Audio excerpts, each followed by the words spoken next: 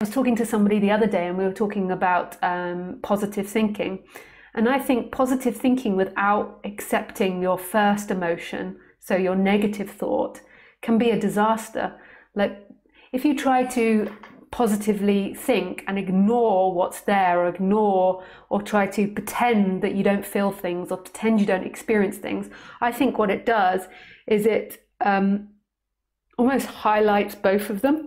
So in your attempt to try and have this positive thought, it almost like makes the negative thought bigger. It's like if you've got a monster under your bed, it's like this attempt to not look at the monster, and in not looking at it, you make it bigger. So in waking up and becoming truly yourself, there has to be an absolute acceptance of the dark and the light in the human. And we do have that. I know that maybe you're switching off now and you're like, no, I don't want this. I only want to be given good news that the human is freaking fantastic. And the human is fantastic.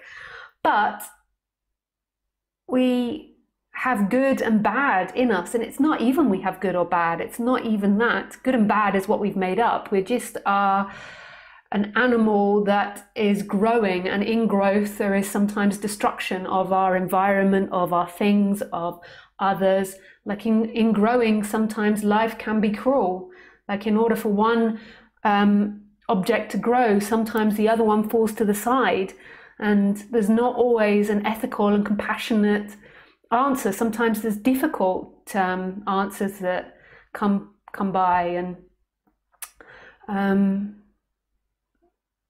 sometimes we have weird ways of being, like weird fantasies or weird ideas that are most probably passed on from our parents, our grandparents, our great-grandparents, and from lots of suppression of sexuality and freedom. So we sometimes have these weird desires or weird ideas, and it's also an absolute acceptance of that. There's an acceptance that our mind can produce really bad images at certain times, that you can be like, you know, sitting by the beach, everybody's chilling out and partying, and there's lots of lovely people around you and you're having a great time, and then suddenly an airplane goes over and you have a flash of it crashing and everyone burning and dying and running away.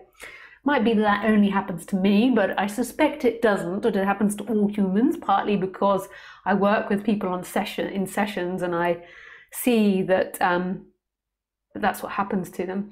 So we have like this complicated way of being, like this human instrument is alive and real and freaking amazing and dark and light and growing, but also destroying things that's in its environment as well.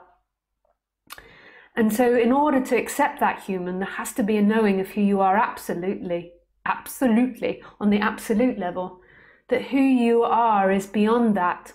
And in that recognition, then you can fully accept the human. And that's really fully accepting yourself as you are.